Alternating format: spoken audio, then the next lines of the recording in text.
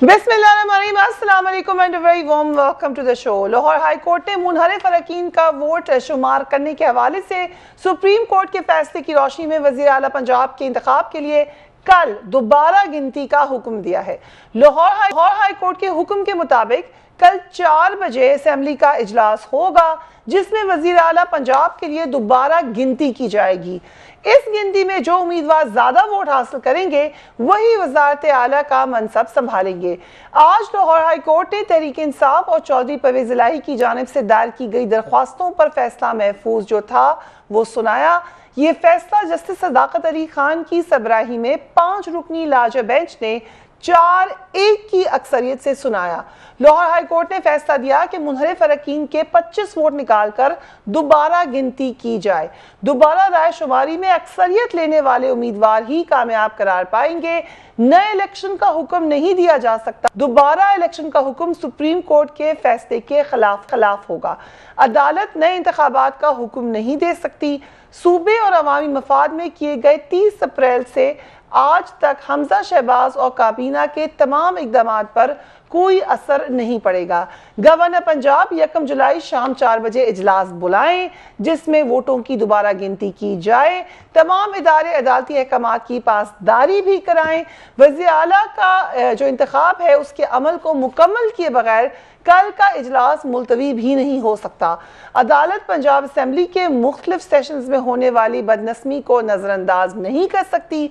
अगर किसी भी फरीक की जानिब से बदनज़मी की गई तो वो तौहीन अदालत के ज़िम्मे में आएगी। गवर्नर पंजाब 9 मुंतखब वज़ीर आला से बगैर किसी हिचकिचाहट के हलफ लेंगे। गवर्नर इलेक्शन की कॉन्डक्ट के मुतालिक अपनी राय नहीं देंगे। गवर्नर इलेक्शन प्रोसेस से अगले रोज 11 बजे तक हल्फ लेने का पाबंद होगा। केस की समाअत के हवाले से मीडिया के किरदार को सराहते हैं। चंद वीलॉगर्स ने अदालती कार्रवाई को मुतनाज़ा बनाने की कोशिश की।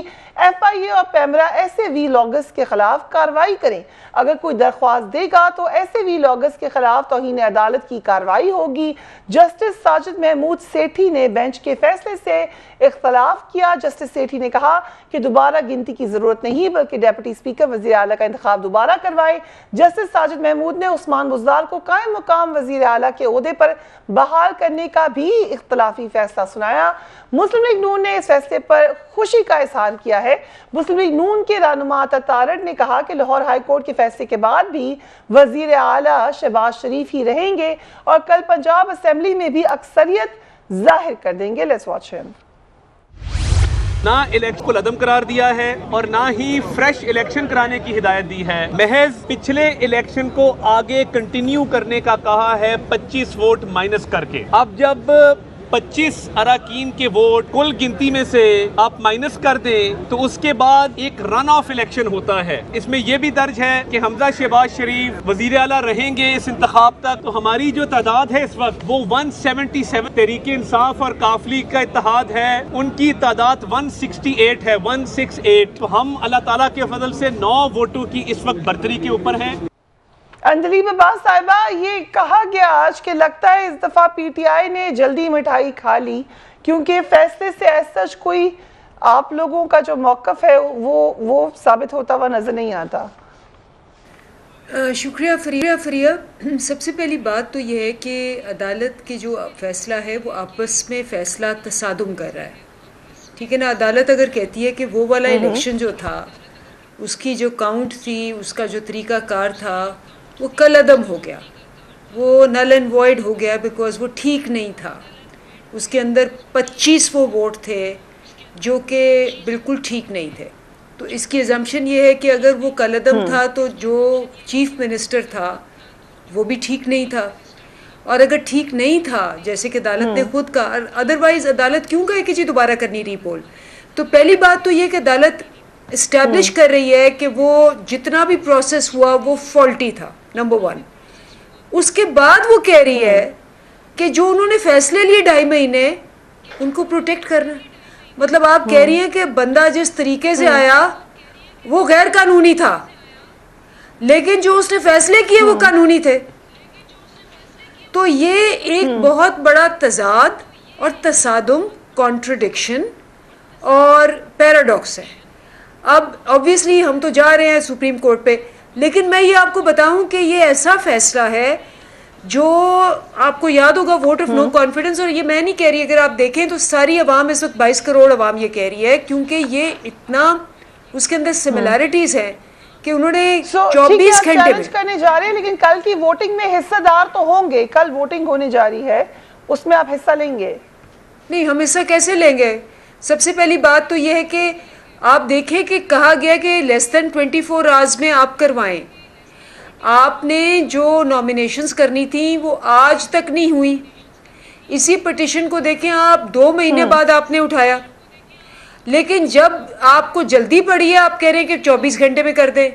हमारे 4 अरकान हज करने गए हुए, अब आप सोचें कि क्या हम उनको कह सकते हैं कि जी आप हज के मनासिक छोड़ के वापस आ जाएं? क्या हम कह सकते हैं उनको? अगर अदालत ये फरमा रही है ठीक है कि जी हज डजंट काउंट एंड ये उनका पर्सनल बिजनेस है, चॉइस कर लें बिटवीन हज एंड बिटवीन द इलेक्शन, तो मेरा ख्याल है ये बहुत ही बड़ी ज्यादती है। मेरा नहीं ख्याल वो ये कहेंगे, लेकिन जितनी जल्दी में ये करवाया गया है उससे लगता यही है कि जैसे किसी को खतरा है कि कोई वापस ना आ जाए, कोई नॉमिनेशंस ना हो जाए, कोई इलेक्शंस जो बाय इलेक्शंस है उनके रिजल्ट्स ना आ जाएं। वरना तो अगर आपने 2 महीने लगाए थे, ठीक है, तो और टाइम ले लेते। हाँ, और ले लेते। अभी 15 दिन में दूसरे इलेक्शन भी है। ठीक, राइट। डॉक्टर अफनान अल्लाह, खबरें आई कि आप लोगों ने पंजाब में तमाम अरकान के लिए दोबारा शायद एक होटल बुक हो गया है, अरकान वहाँ पर मौजूद हैं, कुछ को वहाँ रखा जाएगा। इवन यहाँ तक कि जो पीटीआई के मेंबर्स बाहर हैं उनके बारे में भी कहा गया कि कोई आपने मैसेजिंग की हुई है, ज़रा बताएं र्यूमर्स के बारे में। बिस्मिल्लाहिर्रहमानिर्रहीम। देखें, हमने जो है वो ज़ाहिर है हमारे अगर अरकान पार्लियामेंट जो है वो आएंगे तो हम उनका ठहरने का इंतज़ाम करने में कोई बुराई तो नहीं है। वैसे तो लॉजेस होते हैं, लेकिन अगर कोई वजह है तो उनको उधर ठहरा लेंगे। इसके अलावा तो इसका और इसके अंदर हमारा कुछ भी नहीं है। सो एक होटल बुकड है? नहीं, मैं ये नहीं कह रहा कि होटल बुकड है, लेकिन अगर उनके कोई अकोमोडेशन के इशू है तो वो तो अगर पार्टी उसके अंदर असिस्ट कर रही है तो उसमें क्या बुराई है। अब जहाँ तक बात रहेगी फ़ैसले की, देखें फ़ैसला अगर आप भी आपने तो पढ़ा ही होगा, अगर ये जो हमारी पीटीआई की बहन है ये भी पढ़ लें तो उसके अंदर ये कहीं भी नहीं लिखा हुआ कि जी जिस तरह ये आए हैं वो इलीगल है, जिस तरह ये बनी है ये इलीगल है, इस तरह की कोई बात नहीं लिखी हुई उसमें सिर्फ ये लिखा हुआ है कि सुप्रीम कोर्ट के फ़ैसले के मुताबिक, जिसमें 63(1)(f) की जो इंटरप्रिटेशन है जिसके तहत वोट मुनरिफ अरकान के काउंट नहीं होंगे, उसकी वजह से जो इम्पैक्ट आया है उसको अगर हम एंटरटेन करें तो जो हमज़ा का इलेक्शन हुआ था, हमज़ा शहबाज साहब का, तो उसके अंदर वो 25 जो अरकान थे उनके वोट काउंट नहीं होंगे। इसलिए आप रिकाउंटिंग करवाएं, और अगर रिकाउंटिंग के अंदर सिंपल मेजॉरिटी नहीं होती तो फिर दोबारा से एक वोट काउंट होगा जिसमें जिसकी भी मेजॉरिटी होगी वो चीफ मिनिस्टर बन जाएगा। ये कह रही है, अगर आप उसका ऑर्डर पढ़ें उसके अंदर ये टोटल ऑर्डर का है, उसमें डिसेंटिंग नोट ज़रूर एक जज का है लेकिन 4-1 का डिसीजन है ये। और ये जो है ये और पीटीआई के अपने लॉयर बैरिस्टर अली ज़फ़र ने और बशारत राजा ने बाहर निकल के प्रेस कॉन्फ्रेंस की इस फैसले के बाद, और इस पे मुबारकबाद दी अपनी पार्टी को, लैंडमार्क इस जजमेंट डिक्लेयर किया, और इसको कहा कि जी ये पहले हमने एक फ़ैसला लिया जिसके तहत जो है वो 63(1)(f) वाला मामला हुआ, फिर हमने एक फ़ैसला लिया जिसके तहत जो है वो जो लाहौर हाई कोर्ट का जो अभी परसों जो आया जिसके अंदर पीटीआई की फतह हुई है वो, और फिर तीसरा उन्होंने कहा कि ये वाला फ़ैसला है जिसके अंदर हम जो है ये ठीक है, ये बिल्कुल हुआ है। तो ठीक है, ये हम अभी दिखाते हैं कि वकला ने खुशी मनाई। श्री मज़ाई साहब ने मुबारकबाद भी दी। खुशी तो हुई थी शुरू में, लेकिन वो गालिबन रिपोर्टिंग ठीक नहीं हुई थी उसकी, या फिर समझ नहीं, लेकिन उस फैसले के अंदर तो वाज़े तौर पे लिखा हुआ है ना, वो तो मतलब बड़ा सिंपल सा फैसला है। लेकिन आपको तो ये समझ जाना चाहिए ना डॉक्टर अफनान, आप लोगों के साथ तो कई दफा ऐसे हुआ है, चले इनके साथ भी हो गया, इंटरप्रिटेशन में गड़बड़ हो सकता है, गलत होगी उनसे, लेकिन वो बड़ा वैसे क्लियर है। मैंने जब पढ़ा था तो बड़ा क्लियर था फैसला, उसके अंदर कोई बाम नहीं। डाइसेंटिंग नोट जरूर है, डाइसेंटिंग नोट जो है वो अक्सर होता है, आपको पता है, लेकिन अदर देन दैट इज बड़ा सिंपल फॉरवर्ड सा फैसला है कि आप रिकाउंट करें और 63(1)(f) के तहत उनके वोट काउंट ना करें, और फिर जो अगर आर्टिकल 134 के लेकिन जो विद इन 24 आवर्स में बुला लें इजलास, पहले भी जब ऐसे हुआ था नेशनल असेंबली में, उस वक्त भी ये कहा गया था कि ये आउट ऑफ ऑर्डिनरी किस्म के मामलात को आउट ऑफ ऑर्डिनरी तरीके से डील करते हुए नजर आ रहे हैं। अब फिर यही हो रहा है, जो एक ज्यूरिसडिक्शन है पार्लियामेंट की, पार्लियामान की, क्या उसके ऊपर असर नहीं आ रहा? 11 बजे शुरू करें, 11 साढ़े 11 ये कर लें। देखिए बात ये है कि ये सारे फैसले अदालतों को ना करने पड़ते अगर जब पहली दफ़ा फैसला किया गया था, इमरान खान साहब नो कॉन्फिडेंस मोशन के ऊपर वोट करा देते और एक हफ्ता जो है वो अपनी हुकूमत को खींचते ना, और उसके बाद दोबारा कोर्ट में जाके फैसला ना लेना पड़ता कि जी इस तरह कराया जाए, और ये मामला इधर तक ना आता अगर पंजाब असम्बली के अंदर जो लड़ाइयाँ हुई और मार कुटाई हुई पिछली दफ़ा और सारे पाकिस्तान ने उसको देखा, वो ना होता तो ये फैसला ना उनको देना पड़ता। ये तो जाहिर है अगर ठीक है, अगर इजाज़त आप ये कह रहे हैं कि मजबूरी हो गई या ऐसे हालात हो गए कि ऐसे होना पड़ा, लेकिन बहरहाल हर इदारे का अपना इस्तेहकाक है, इलेक्शन कमीशन का भी अपना इस्तेहकाक है। सो कंवर दिलशाद साहब, आपको क्या लगा है कि ये एक नॉर्मल किस्म का फैसला है या अनयूजुअल है? इसकी जो डायरेक्शंस है वो अनयूजुअल है? बिस्मिल्लाहिर्रहमानिर्रहीम। मेरी नज़र में तो लाहौर हाई कोर्ट को पार्लिमानी अमूर में मुदाखलत करनी नहीं चाहिए। जब हमारा एक आर्टिकल 69 में बाकायदा है कि जो पार्लिमानी अमूर में हाई कोर्ट से आला अदालत जो है वो मुदाखलत करने की मिजाज नहीं। लेकिन बहरहाल इसमें सबसे बड़ी अहम बात यह थी कि जब एक बड़ा मामला पेश आ गया था, परवेज इलाही साहब जो है वो सूबाई असम्बली का इजलास कर रहे हैं सेक्रेटरीट में, और इधर जो इजलास हो रहा है अवान इकबाल, कितना बड़ा हमारे साथ लम्हा फिक्रिया था कि 2 इजलास हो रहे हैं, एक अवान इकबाल में, एक सूबाई असम्बली के हाल में। एक तो बड़ी अहम बात ये थी। दूसरी बात ये हुई कि गवर्नर साहब जो है बड़े शरीफ आदमी है, उनको भी अपना एक कानूनी आईनी इख्तियार इस्तेमाल करते हुए जो आज लाहौर हाई कोर्ट ने फैसला किया है वो खुद भी कर सकते थे। वो कहते हैं जनाब आप दोबारा जो है रन ऑफ इलेक्शन करवा लें, तो वो रन ऑफ इलेक्शन हो जाता है। हम एक गवर्नर की बात ही किसी ने मानी थी। वो ये इंतखाबात नहीं, दोबारा इंतखाब नहीं होता चीफ मिनिस्टर का, और ना ही हाई कोर्ट को ये इख्तियार है कि वो किसी चीफ मिनिस्टर को इलेक्शन को जो है वो कालम करार दें, इख्तियार तो नहीं है। तो उन्होंने यही कहा है कि आप अपना दोबारा जो है रन ऑफ इलेक्शन करवा ले, नाम रन ऑफ इलेक्शन लिया उन्होंने। ठीक है, एक बात क्या इसमें क्लियर है कि रन ऑफ इलेक्शन तो होना ही होना था, ये इस यहाँ तक तो क्लैरिटी है। नहीं, बड़ी बात, सबसे बड़ी अहम बात है कि हमारी अदालतें कर क्या रही हैं, हमारे पैनलिस्ट बैठे हुए हैं वो अपनी सियासी बातें करते जा रहे हैं। आप असल बात तो ये करें कि हाई कोर्ट को और सुप्रीम कोर्ट ने किसने इख्तियार दिया था कि जनाब आर्टिकल 63A में तरमीम कर दें कि कहा जी आप वोट तो कास्ट कर दे, वोट गिनती में शुमार नहीं किया जाएगा, काउंट नहीं किया जाएगा। ये बताइए कि हमारे आइन में क्या लिखा हुआ है? आइन में लेकिन ये भी नहीं लिखा हुआ कि शुमार करेंगे तो शुमार होगा। सर ये भी तो नहीं लिखा हुआ, तशरीह तो अदालत नहीं करनी थी। कोई आसमानी मखलूक आ गया हमारी सुप्रीम कोर्ट, किसने इजाजत दी है सुप्रीम कोर्ट पाकिस्तान को ये वोट काउंट नहीं हो सकता? कहाँ लिखा हुआ है इनके अंदर? सर ये कहाँ लिखा हुआ है? बट कंवर साहब ये कहाँ लिखा हुआ है कि वोट काउंट होगा? ये भी तो नहीं लिखा हुआ, कहीं लिखा हुआ है कि वोट काउंट होगा? कहाँ लिखा हुआ है कानून में? कहाँ लिखा हुआ है? सर दोनों ने लिखा ना, तो तशरीह सुप्रीम कोर्ट ने करनी है, यहाँ तो अपनी जुरिसडिक्शन में है, 2/3 मेजॉरिटी करेगी। तो यहाँ उसने एक अहम फैसला कर दिया कि जनाब काउंट नहीं कर सकते। किसने कहा काउंट नहीं कर सकते? कहाँ लिखा हुआ है इनके अंदर? सो इट्स वेग। अगर कोई फ्लोर क्रॉसिंग करता है तो इलेक्शन कमीशन ऑफ पाकिस्तान को डिसीड करेगा, ये हम अभी निकालते हैं, ठीक है। सो बेसिकली कंवर दिलशाद ये कह रहे हैं कि अदालतों को का दायराकार जो है वहां पर उनका एक सवालिया निशान है। इस पे हम बात करेंगे, और भी बहुत कुछ हुआ है। We will discuss this right after break.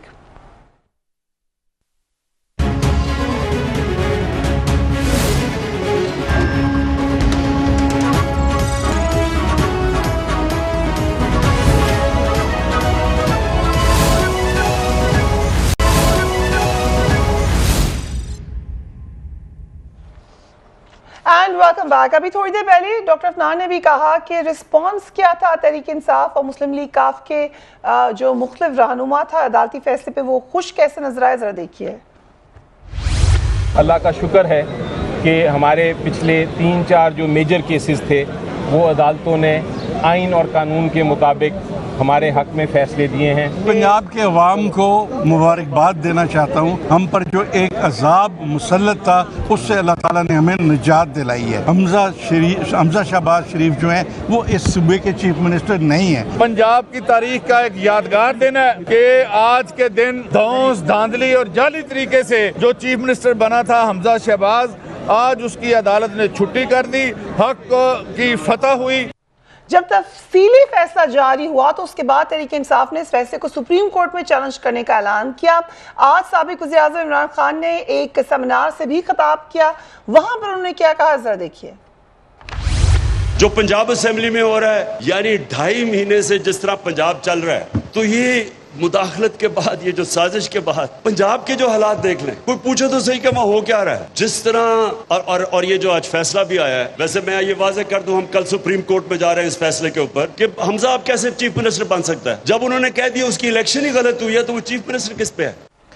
और जैसे अभी कंवर दिलशाद साहब ने कहा, हमने कहा था कॉन्स्टिट्यूशन को भी देख ले जरा, जो आर्टिकल 63 है उसको अगर हम जरा स्क्रीन पर दिखाएं। हमने अभी ये बात जिक्र की थी डॉक्टर फरहान आपसे भी, तो अब हमारे सामने उसको पढ़ के सुना देती हूँ। 63A, if a member of a parliamentary party composed of a single political party in a house A resigns from membership of his political party or joins another parliamentary party, or B votes or abstains from voting in the house contrary to any direction issued by the parliamentary party to which he belongs in relation to, फिर आगे उसके मुख्तलिफ points हैं 1, 2, 3 वो आप देख सकते हैं। He may be declared in writing by the party head to have defected from the political party, and the party head may forward a copy of the declaration to the presiding officer and the chief election commissioner, and shall similarly forward a copy thereof to the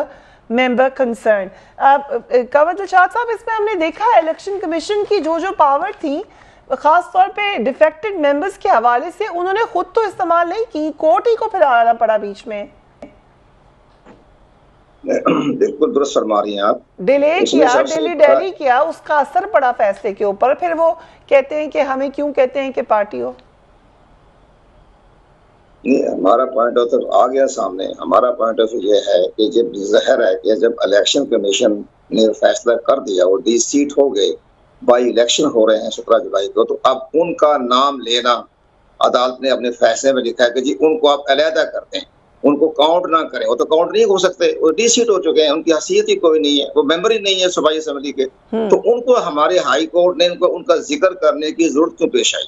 ठीक है, उन्होंने कहते हैं ठीक है, जो मौजूदा हालात में जो हमारे सूबाई असेंबली के मेंबरान हैं वो ऑफ इलेक्शन कर लें, क्योंकि इलेक्शन के मुताबिक उनको 25 अराकीन को डिसीट कर चुका है, उनका तो वास्ता खत्म हो गया है। और इन एडिशन वो जो पांच और मेंबरान हैं पीटीआई वाले, उनका भी नोटिफिकेशन नहीं आया सर। नहीं पता था कि इलेक्शन में पाकिस्तान फैसला कर चुका है, डिसीट कर चुका है। ठीक है, एक बात। दूसरी बात ये कि रन ऑफ इलेक्शन हो जाएगा, लेकिन हमारे जो पीटीआई की जो वकला थे, जैसे हमारे दोस्त बैठे हैं, उनका ये काम था कि जनाब हमारा एक तो 17 जुलाई को इलेक्शन हो रहा है 20 सीटों पर, और अभी इलेक्शन में पाकिस्तान ने जो ये बड़ी हैरानगी है कि जब लाहौर हाई कोर्ट ने फैसला कर दिया था कि आप इनको 5 ख्वातीन की 3 ख्वातीन की 2 माइनॉरिटी को लिस्ट दे दें, इनको नोटिफाई कर दे, तो करना चाहिए था। तो पाकिस्तान इलेक्शन कमीशन को क्यों नहीं किया, ये हमारी समझ से बालातर है। लेकिन इधर मामला ये नजर आ रहा है कि इलेक्शन कमीशन पाकिस्तान अपना काम कर दिया, लेकिन आज हाई कोर्ट को ये भी कहना चाहिए था कि इलेक्शन कमीशन पाकिस्तान इमीडिएटली फौरी तौर पर जो 5 सीटें जो है ख्वातीन की और माइनॉरिटी की बनती है उसका नोटिफिकेशन आज ही कर दें 1 घंटे के अंदर अंदर। तो वो दोबारा उनको रिपीट करना चाहिए था, वो भी नहीं किया उन्होंने। तो ये सारी चीजें हैं, लेकिन कल सुप्रीम कोर्ट में जा रहे हैं, तो सुप्रीम कोर्ट पाकिस्तान में तो जाहिर है कि हमारे सारे अब अदलिया वही नहीं करना है, ये पार्लियामेंट के दरवाजे बंद करें, आप सारे मामले आप अदालतों में करवाते रहें, तो ठीक है। फायदा क्या, very strong words by Kanwar Dilshad. So Andleeb Abbas साहिबा, पार्लियामेंट होना चाहिए, ठीक है, लेकिन यहाँ पर कर रहे हैं पार्लियामेंट को बंद करें, आप क्या कर रहे हैं। ठीक, आप सुप्रीम कोर्ट तो जा रहे हैं अंदरीब अब्बास साहिबा, लेकिन जब सुप्रीम कोर्ट गए थे तो उस वक्त जो आपके इंफॉर्मेशन मिनिस्टर थे, अब फॉर्मर इंफॉर्मेशन मिनिस्टर हैं फवाद चौधरी साहब, वो तो तब भी कह रहे थे कि अदालतों का तो काम ही नहीं है कि पार्लियामान के अंदर बात करें, और भी बड़े लोगों की ये राय थी। अब सुप्रीम कोर्ट खुद एक फैसला दे चुकी है जिसमें उन्होंने खुद गाइडलाइंस दी हैं पार्लियामान को, तो फिर आप कैसे समझते हैं कि वो लाहौर हाई कोर्ट के फैसले पे कहेंगी कि वो नहीं दे सकते? देखिए, मैं आपको बताऊं, एक बड़ी सिंपल सी बात है। 22 करोड़ अवाम आप देख लें इस वक्त क्या कह रही है। जो भी आप उठाएंगे, जिससे भी बात करेंगे, वो कहेगी कि अदालत ने कहा कि जी ये इलेक्शन जो है वो सही नहीं हुआ क्योंकि इसके अंदर 20 लोटों के वोट थे। जब वो इलेक्शन सही नहीं हुआ तो वो चीफ मिनिस्टर जो है वो भी सही नहीं है, इसीलिए तो अदालत कह रही है कि दोबारा करो। अगर वो चीफ मिनिस्टर सही नहीं था तो वो जो 2.5 महीने सारे फैसले हुए हैं उनकी हिफाजत क्यों कर रही है वो?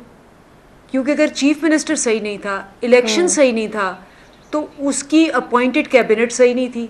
उसकी अपॉइंटेड कैबिनेट सही नहीं थी तो फिर उसकी अपॉइंटेड कैबिनेट के सारे फैसले भी गलत थे। तो ये तो एक बहुत ही सिंपल बच्चों वाली लॉजिक है जिसकी सेंस नहीं बन रही। इसके लिए हमें जाना पड़ेगा सुप्रीम कोर्ट पे। दूसरी बात बड़ी इम्पॉर्टेंट है जो कि कंवर साहब ने भी कही कि जी यही लाहौर हाई कोर्ट जिसने ये फैसला दिया है वो ये फैसला दे चुकी है, और कितने दिन हो गए हैं कि जी आप इनकी रिजर्व सीटों के इलेक्शन कमीशन को कहा है कि नोटिफिकेशन करें। इलेक्शन कमीशन बिल्कुल चुप, मुन, म्यूटेड, ये वो, ना कह रही है हाँ, ना कह रही है जहाँ। आप देखना क्या होगा, इधर कल अगर इलेक्शन रीपोलिंग होती है, परसों नोटिफिकेशंस आ जाएंगी।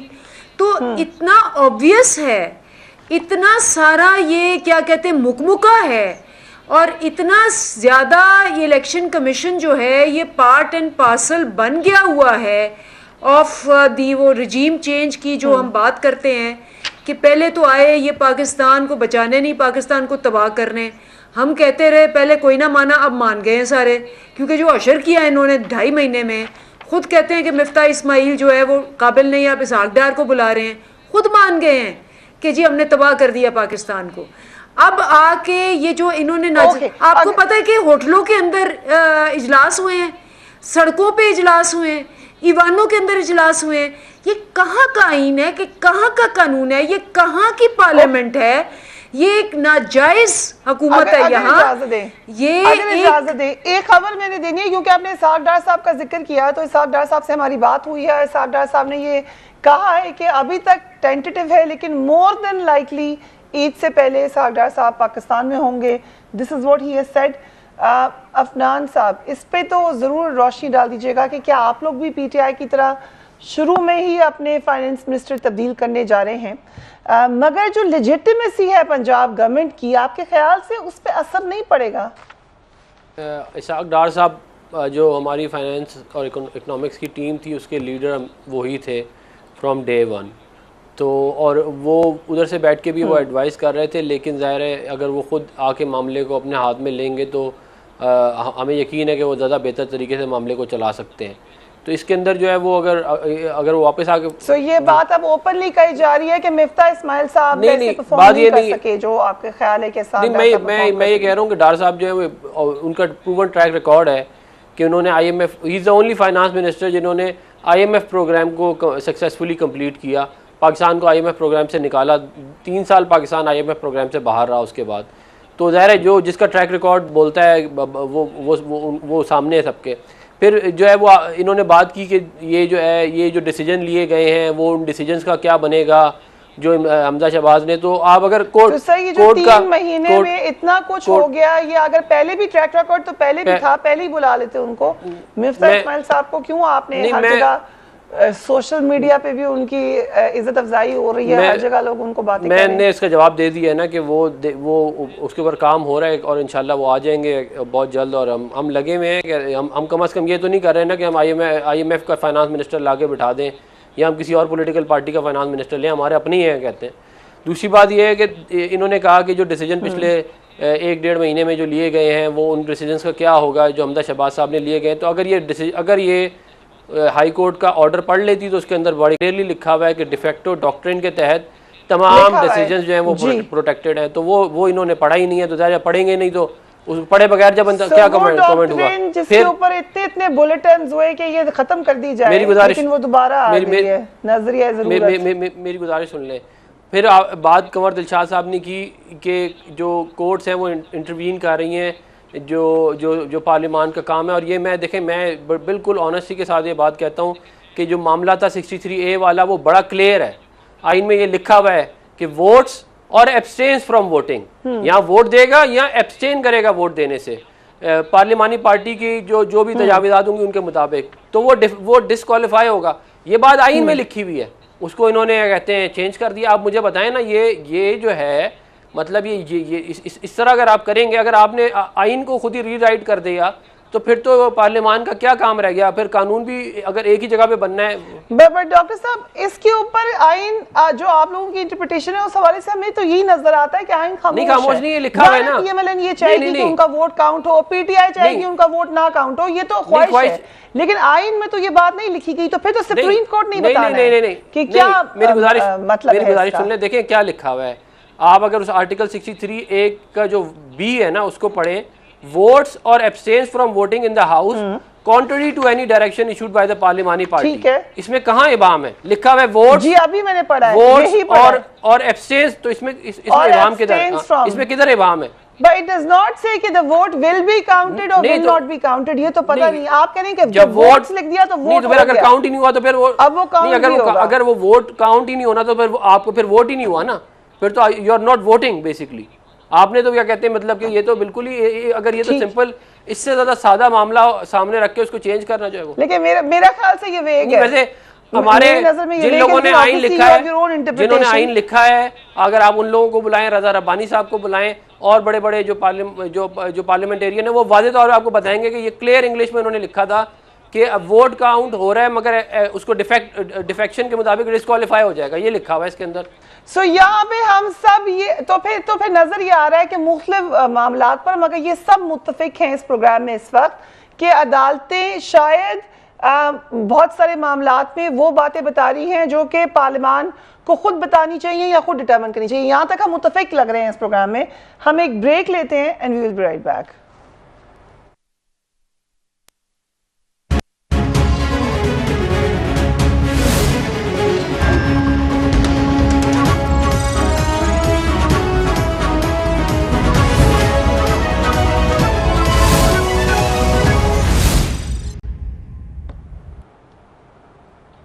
Welcome back. कंवर दिलशाद साहब, इलेक्शन कमीशन पे बार बार सवाल तो उठा रहे हैं लोग। आज फिर इमरान खान साहब ने कहा कि उनके मेंबर्स को कॉल्स आ रही हैं और उन्हें कहा जा रहा है कि आप मत लें टिकट इस पार्टी का। सो क्या इलेक्शन कमीशन इस पे कोई एक्शन लेगा? इलेक्शन कमीशन पाकिस्तान के बारे में जो हमारे बाद अपोजिशन जमातें जो है आजकल की जो तनकीद कर रही है वो हक़ाइक़ के बरक्स है। इलेक्शन कमीशन पाकिस्तान अपने मामलात को बड़े सही तरीके से देख भी रहा है, कर भी रहा है। और ये जो 17 जुलाई को इंतखाबात हो गए उसके लिए इन्होंने आर्मी चीफ की भी खिदमत हासिल कर ली है और बगैर आर्मी चीफ ने भी मुकम्मल इलेक्शन कमीशन को बकायदा की दहानी करवाई है कि हम इसके लिए ट्रांसपेरेंट इलेक्शन करवाने में आपकी मामलत करेंगे और किसी किस्म की लॉ एंड ऑर्डर की सूरत खराब नहीं होने देंगे। ये एक तो बात ही होगी। तो आप कह रहे हैं कि पाकिस्तान आर्मी असिस्ट करेगी इलेक्शन कमीशन को। हम अदालतों की तरफ आते हैं तो वो ये न्यूज़ है बट हमारी अदालतें जो हैं उनको ये महसूस होना चाहिए कि एक इदारा है इलेक्शन कमीशन पाकिस्तान जिसके इख्तियारात, जिसका status supreme court of Pakistan के बराबर है, तो आप उनके तमाम हकामात को मद्देनजर रखें। और दूसरी सबसे बड़ी अहम बात यह है कि जो हमारे दोस्त फरमा रहे हैं कि जो आर्टिकल 63A जो है उसमें टी सीट लिखा हुआ है, उसमें ये लिखा हुआ है कि अगर वो अपना फ्लोर क्रॉसिंग करेगा और उसने अपने पार्टी के लीडर के खिलाफ उसने वोट कास्ट किया बजट में या तहरीक अदम एतमाद में, तो उसको इलेक्शन कमीशन ऑफ पाकिस्तान में रेफर जाएगा। ठीक है, और इलेक्शन कमीशन ऑफ पाकिस्तान उसको डीसी कर देगा। ओके कंवर साहब, बिल्कुल आखिरी राइट। सो आपका वही मौक़िफ़ है जो डॉक्टर फरहान का इस हवाले से, क्योंकि मुझे जो लोग जो डीसीट किए गए थे वो इंतखाब में हिस्सा ले रहे हैं, राइट, उन्होंने मुस्लिम लीग नवाज का अपने शामिल हो गए हैं, उनको टिकट मिल गए, वो इंतखाब डिस्क्वालीफाई का डिस्क्वालीफाई नहीं हुए। Very interesting point. Doctor Afnan, your take on this. पहले आप लोग कॉल्स की शिकायत लगाते थे, अब पीटीआई लगा रही है, ये कॉल्स दोबारा शुरू हो गई हैं? देखिए, मैं तो कभी भी किसी भी कॉल वगैरह का बात आ रही है, पीटीआई का सपोर्ट नहीं करता है कि कोई भी किसी को भी कॉल आनी चाहिए डेमोक्रेटिक प्रोसेस में, लेकिन कुछ लोग ऐसे भी तो कह देते हैं कॉल्स नहीं भी आती और कह दिया जाता है कि कॉल आई है। क्या सबूत है कि देखिए अगर तो कॉल आई है तो वो तो ट्रेस हो जाएगी और उसका एविडेंस जो है वो भी दिया जा सकता है और उन लोगों के नाम भी बताए जा सकते हैं जिनको कॉलें आई हैं, ताकि फिर उसको मजीद जो है वो उसके ऊपर देखा जाए। लेकिन अगर इस तरह किया जाएगा कि जी एक मतलब क्या कहते हैं 2 बंदे थे, उन्होंने कहा कि हमें कॉल आई है, अब भाई वो 2 बंदे कौन थे, क्या उनका नाम था, किसको को आप इस तरह तो नहीं है। क्योंकि बिल्कुल लास्ट सेगमेंट है, I get your point. Last 30 seconds to you Andleeb, ये कॉल्स का क्या मामला है? देखिए बात सुने, हमने तो साफ साफ कह दिया कि कौन है, क्या हमें आ रही है। इमरान रियाज खान ने भी आज और रोज़ कहा कि जी कहाँ से कॉल्स आ रही हैं। मेरे ऊपर आप सोचें, मेरे और डॉक्टर यास्मीन के ऊपर फरीहा 7 केसेस हैं जिसमें से 4 दहशत गर्दी